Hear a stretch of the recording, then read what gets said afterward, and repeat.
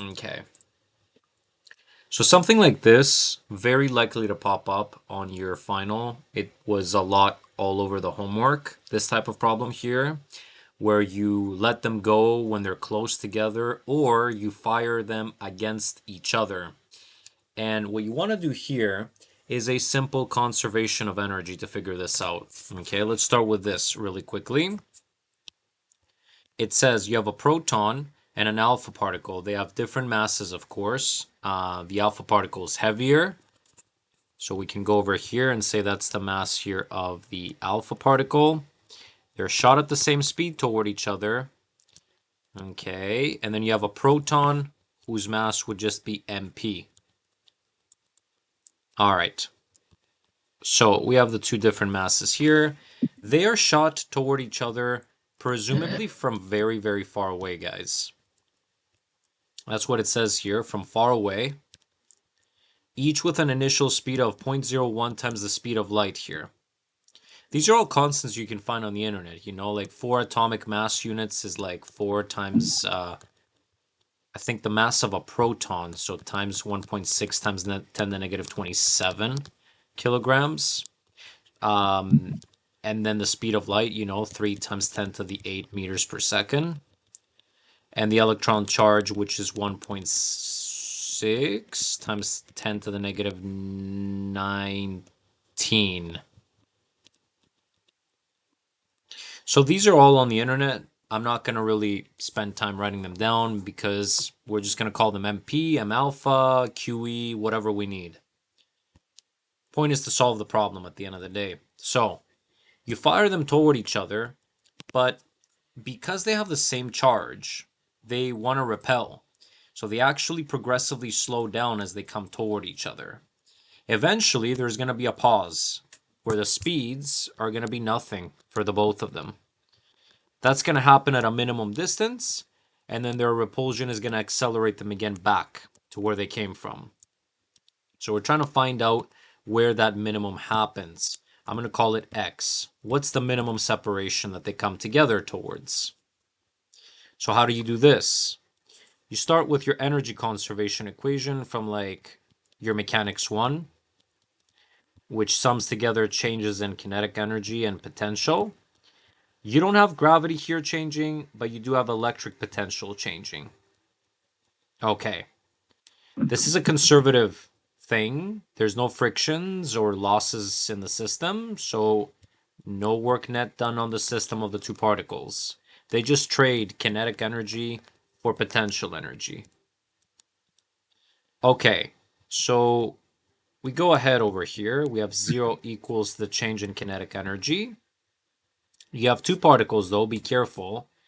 The first one, its change can be written as mp over 2. And then its final velocity squared minus its initial velocity squared. Same thing with the alpha particle. Factor the mass over 2. And then write out the alpha particle's final velocity squared minus the alpha particle's initial velocity squared. These final velocities are, of course, both going to be 0. And these initial velocities are both going to be v naught. They were fired at the same speed toward each other. That takes care of delta KE. And now you're going to do the difference in potential energy for the system. These are point particles. So all you got to do here, you know how for point charges you have K, Q1, Q2 over R squared. Well, the particles that are interacting, they have Q proton and Q alpha. These don't change during the interaction, so they can be factored outside. So you can factor outside the Q of the proton and the Q of the alpha particle. And then instead compare the 1 over R final squared and the 1 over R initial squared, since those do change. Now remember, you're coming in from pretty far away, so that initial one, you can assume it's infinity, basically, which would drive that term to be 0. The final is what you're searching for. which we called x. So you can see here a very nice equation that we have that can be solved now. You got 0 is negative mp v naught squared over 2. The other term says negative m alpha v alpha squared over 2, like that. But the alpha, again, the speed that it got fired was the same, so this is just going to say v naught. And the last one over here, simple as well. It just has k q of the proton, q of the alpha particle divided by x squared. That's what you're looking for. I think the rest you can do yourselves. I'm not going to waste time because I want to cover variety here. You can solve for x just by rearranging the equation here. And that's it. That will give you the maximum, or the minimum rather, separation distance. That's it. Pretty easy to do. Not that difficult. You just have to conserve energy and set the velocity 0 at that turning point, which happens when they're at minimum separation. You guys got any questions on this one?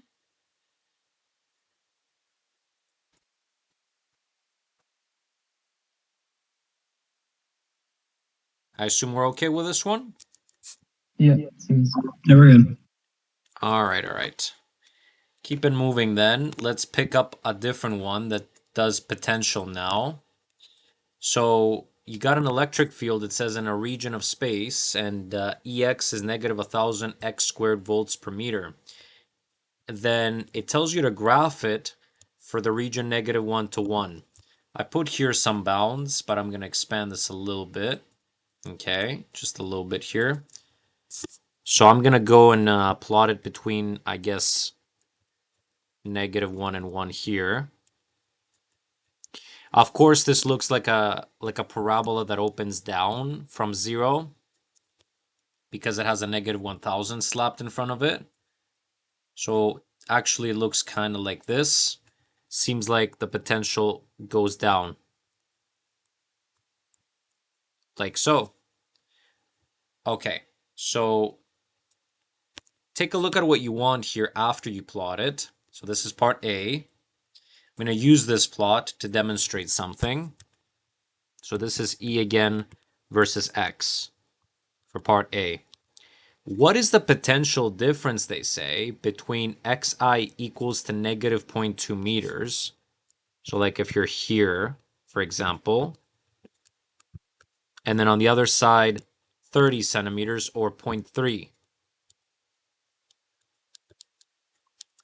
You can probably see from the problems that we did earlier that the electric field is related to potential. Delta V is literally the negative of this integral. You see over here, negative E dotted with dl. Okay, now what they want here is the potential difference. I'm going to assume that they want the size of it. So they don't really care about the actual polarity. And don't forget you're in 1D, guys. So your electric field only right now has an x component. Quite literally, it says it right there. So it only has an x component. The only, I guess over here, the only dl that it could attract is a dx. So this literally is just a dx, so that we know what we're talking about. All right, we're taking the magnitude of that, of this integral. So essentially, folks, you just have to integrate the electric field with respect to x. That's it. And between the bounds, again, that you want to do, which is xi and xf. And of course, if you're not doing, again, the polarity, you can just take the magnitude of that. So yeah, the area under a plot of E versus X is the potential. that you're accumulating here. There we go. Maybe I should have made that a little bit smaller, but whatever. Okay, hopefully we do understand again that area is the potential itself, the potential difference that you accumulate between these 2 points. So, easy peasy lemon squeezy. All you have to do here is throw in the negative 1000 x squared integrated between negative 0.2 and positive 0.3 and take its absolute value. That will give you the size of the potential difference. Okay, so from there again, it is solvable. I do not want to do the integral because it's really simple, and the numbers, you just plug them in. You can easily get what the size of delta V is after that. You guys are okay with this one? Area under curve of the plot here is the potential difference? Yep. Common question. This one, common question type. So let's look at a little bit on the Gauss's law side of things. I found one that had to do with it. So I'll show it here. Not exactly, but it involved both potential and Gauss's law. Look at this one. Charge is uniformly distributed with charge density rho inside a very long cylinder of radius r. It's insinuated that this is an infinite cylinder, so we can use Gauss's law. And from cylindrical symmetry, you know that the field will point like forks outside of the axis here. It'll be going all the way around like thorns. Okay. All the way around 360. Okay. So, if you have this kind of geometry for the field, the best Gaussian surface is another cylinder, of course. All right. So here comes my Gaussian surface, I guess, which is going to be a cylinder. The length I will specify. The R, it depends on what region I want to be in. Pay close attention to what they want here. Sometimes you don't have to find the field all over space unless they ask you to do that. They don't ask you to do that here. Give me a sec to just dash it because this is not a real thing. It's just a Gaussian surface. All right. So you want to put this right now where it says I have rho, so a charge density rho inside the cylinder. It's a volume charge density, so this is filled with charge, solid, not hollow. All right, so we have rho, very long cylinder, the radius is r. Find the potential difference between the surface and the axis of the cylinder. Well, to do that, guys, I have to establish what the delta V is between here. Why would I need to find what the field is out here? I don't care. Okay? I need to find what the field is in here, actually. This branch. R less than capital R. Because that's going to have one unique field and the outside is going to have a completely different field. But I don't care about it because I'm sticking to the inside. Okay. So here I go. Just going to put that delta V down here.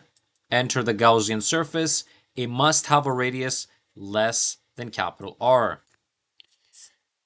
That radius is going to be a variable, as always. You control that. And the length is arbitrary as well. We'll call it Z. So, recap again on Gauss's law. The closed surface integral of E dot dA is equal to Q free and closed over epsilon R times epsilon naught, where this is the relative permittivity constant, also called kappa.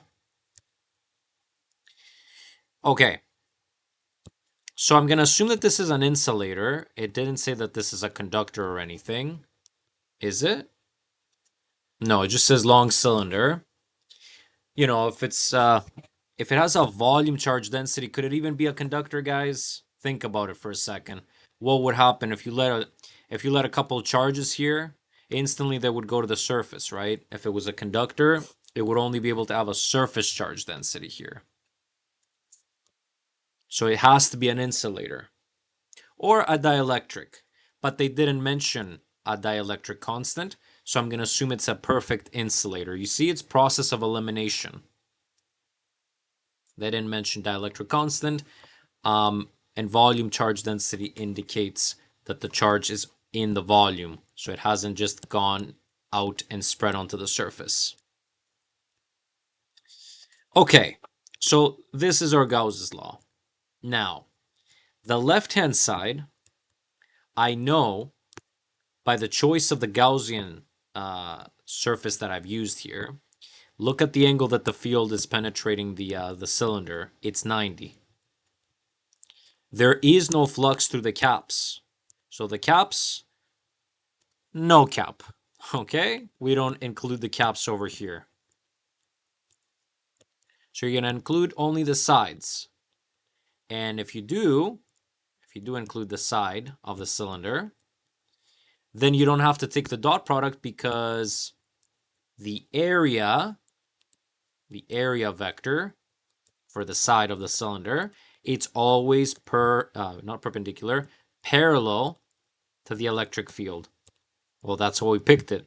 It's literally because we picked it this way, so it does this for us. All right, so E dot dA over the entire cylinder collapses to doing E dA of the side of the cylinder. Then you realize that this has cylindrical symmetry. You expect the electric field to be constant at a certain R away from the z-axis. You can actually pull this guy outside. In fact, that's the trick you have to be able to do for any Gauss's law problem. If you can't do this trick, you can't solve for E. Notice again that this is a closed integral, but this is not because we are ignoring the caps. They don't have any flux through them.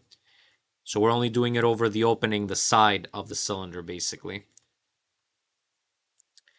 Okay, what's the area of the side of a cylinder? Do any of you remember the formula for that?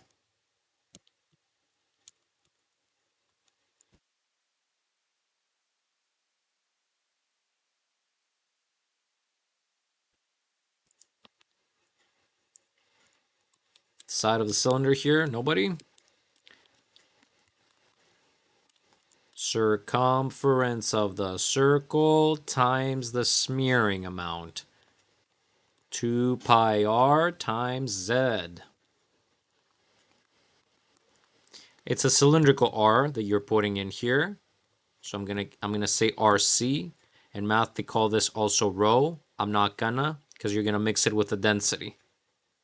So it's RC for me. On the other side of things, you have 1 over, well, if it's a perfect insulator, this is a 1. If it was a perfect conductor, I know you're going to ask this, it would be infinity. That's why you would have no field.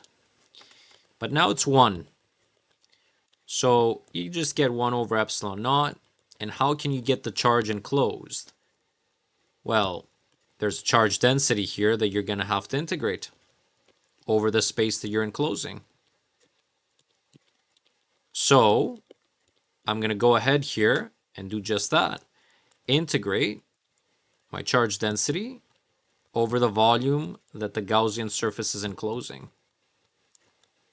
Boom. And it's a constant, apparently. Doesn't say that it varies. It could have been varying, but I can pop it outside now because it's a constant. And then you have the integral of the volume that the Gaussian surface encloses. How do we find the volume of a cylinder? Take the surface area of the circle and multiply by the smearing. So Pi r squared times z. That would be the answer to that one. So you have here pi r squared, rc squared to be precise. All right, so looks to me like you're going to have a little bit of cancellation there and there. Also here and here. E, but wait a minute. Where does E go? Sorry, it was right there. I forgot it. The Z also should cancel.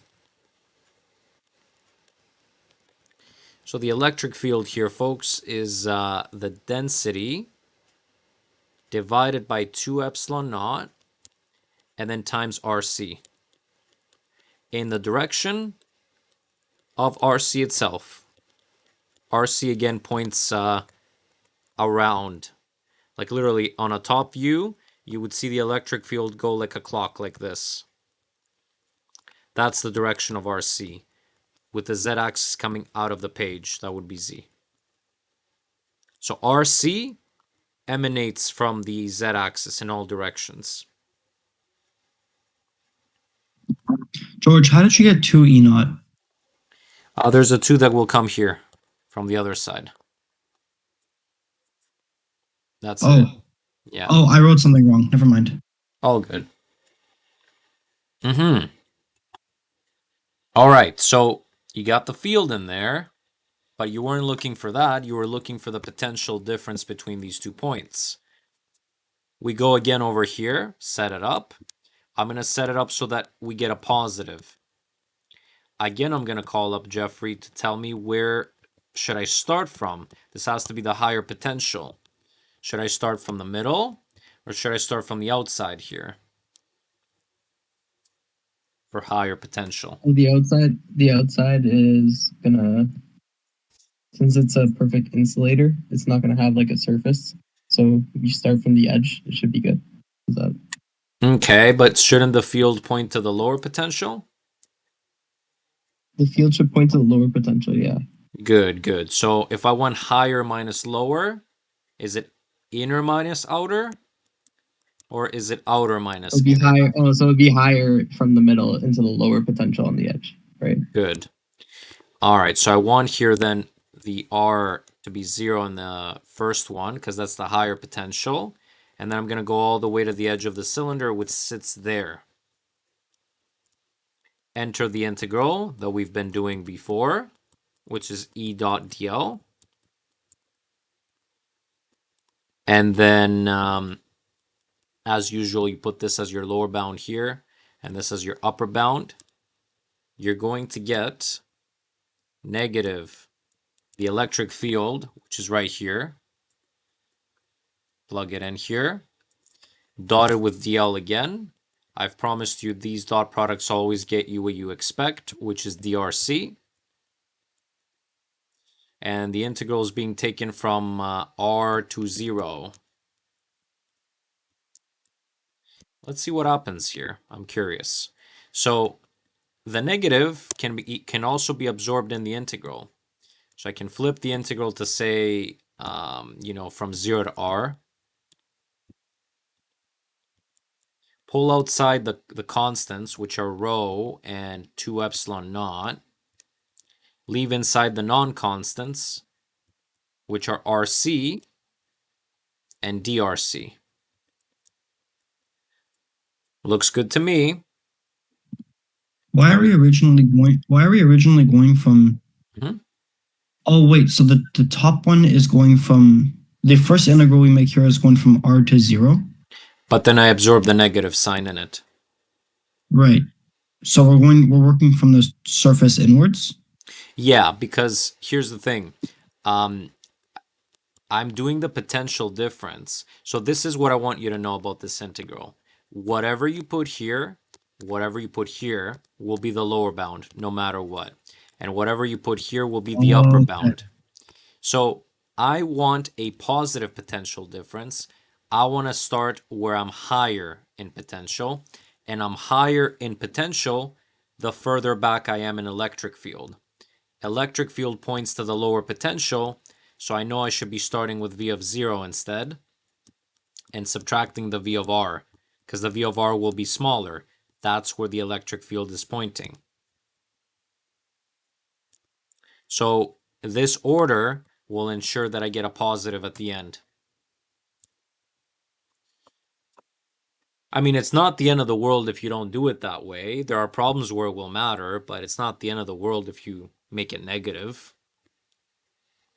Okay. That would be the equivalent of mixing your voltage prongs, from your voltmeter. That will be like the equivalent of mixing them up and reading the opposite sign. Okay. So at the end of the day, simple result as you can see here, you're just going to get R squared over 2 over there. Nice and positive, and that is delta V. Done. So this one mixes a little bit of Gauss's law, which I like. Okay. To find the field inside the cylinder. Classic. And then over here, you have to find the potential difference between the axis and the surface of the cylinder. So you just integrate the field. Good? Is this one okay?